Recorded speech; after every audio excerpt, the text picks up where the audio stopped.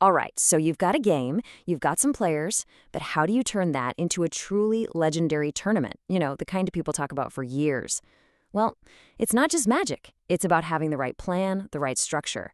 Today, we're going to crack open the playbook and show you exactly how it's done. Think of this as your personal builder's journey. Let's get into it. So, here's our game plan. We're going to cover 5 key chapters. First, we'll lay the foundation. Then, we'll get into the big decision, your format.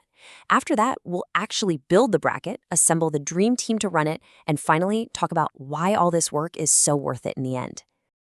Okay, Chapter 1, the foundation. So before we can even think about building our tournament, we gotta understand the basics, right? Let's start with the 2 fundamental types of sporting events. So it really boils down to a pretty simple idea. You've got intramural, which literally means within the walls. Think about competitions inside a single school, like a house cup or something. Then you've got extramural, which is outside the walls. This is when you start inviting other schools, other clubs, other institutions to come and compete. And that's where the big, exciting tournaments really begin. But, why go to all that trouble? What's the point of going extramural? Well, the payoff is absolutely huge. A really well-planned tournament, it's about so much more than just who wins or loses. It's about pushing players to a whole new level, building real friendships and sportsmanship, and heck, it can even open doors to a career in sports. This is the good stuff that great planning makes happen.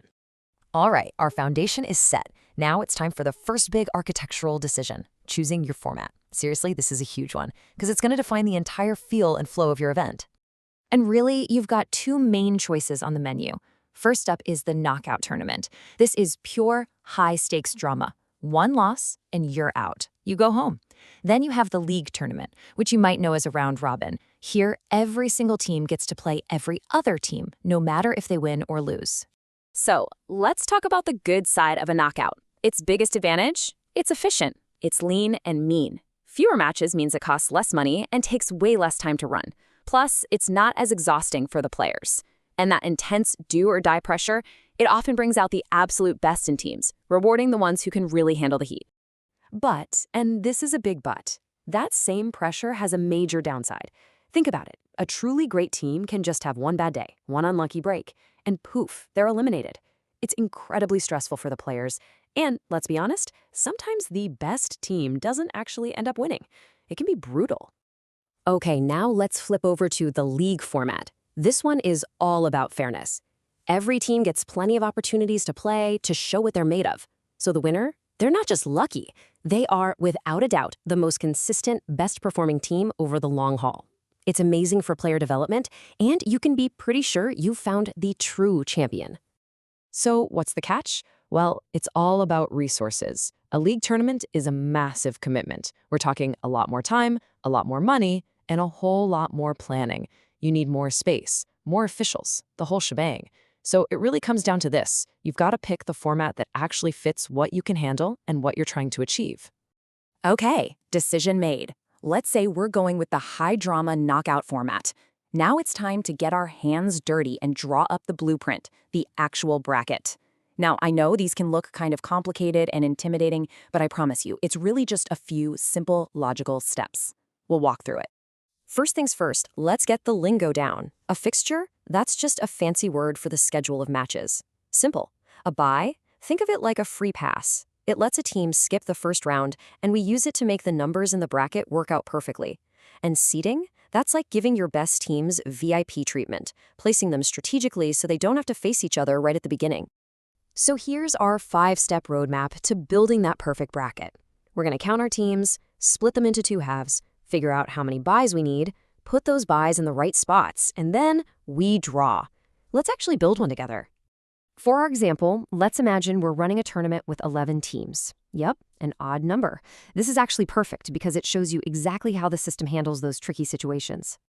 Okay, step 1 and 2, splitting the teams. With an odd number like 11, you can't just do a clean split. So there's a simple formula. For the upper half, you take the number of teams, which is 11, add 1, that's 12, and divide by 2. Boom, 6 teams in the upper half. That leaves the remaining 5 for the lower half. See? Easy. All right, now for those buys we talked about. The reason we need them is that a perfect knockout bracket needs a number of teams that's a power of 2. Like 4, 8, 16, 32, Since we have 11 teams, we look for the next power of 2 up, which is 16. Then it's simple subtraction. 16 minus our 11 teams equals 5. That's our magic number. We need to give out 5 buys. Okay, so where do these 5 buys go? You can't just hand them out randomly. There's a very specific, systematic way to do it to keep things fair. The first buy goes to the last team in the lower half. The second goes to the first team in the upper half. The third goes to the first team in the lower half, and so on. It's a pattern that ensures the advantage of getting a buy is spread out as evenly as possible. Now let's talk about that other VIP treatment, seeding. This is crucial for bigger tournaments. You take your best teams, maybe the finalists from last year, and you give them protected spots in the bracket. Why do this? Well, it stops your 2 best teams from accidentally facing off in the very first round. It builds suspense and makes it much more likely you'll get that epic, climactic final everyone wants to see. And just like that, our blueprint is drawn. But look, a perfect plan on paper is useless without a great team to make it happen. So let's talk about the crew, the essential team working behind the scenes to bring this whole thing to life. You know, any great tournament runs like a well-oiled machine, right? And that's because there's a really clear structure. You've got the person in charge at the very top, sure, but the real work, the real magic happens in the different committees. Each one has a specific job to do, and honestly, these folks are the unsung heroes of the entire event. And check this out. Their work isn't just on game day. It's a whole cycle. The finance committee, for example, is there from the very first budget meeting all the way to filing the final expense report. The publicity team is building hype weeks before the event, and they're still sharing the best moments long after it's over. It is absolutely a marathon, not a sprint, and it takes a massive team effort. So we've laid our foundation, we've picked our format, we've drawn the blueprint, and we've put together our crew. Which brings us to the big question. Why? Why do all this? Let's get to the best part, the payoff. This right here is the ultimate goal. Good planning isn't just about making sure things don't go wrong. It's about proactively creating an amazing environment. When an event is well run, there's less stress on everyone. Everything is more efficient, and you build this incredible culture of sportsmanship. At the end of the day, it's all about creating a positive, memorable experience for the players, the officials, and every single fan in the stands. So there you have it. From a simple idea to a detailed blueprint to a full-blown event, you officially have the playbook. You know all the steps. So the only question left is, what legendary tournament are you going to build?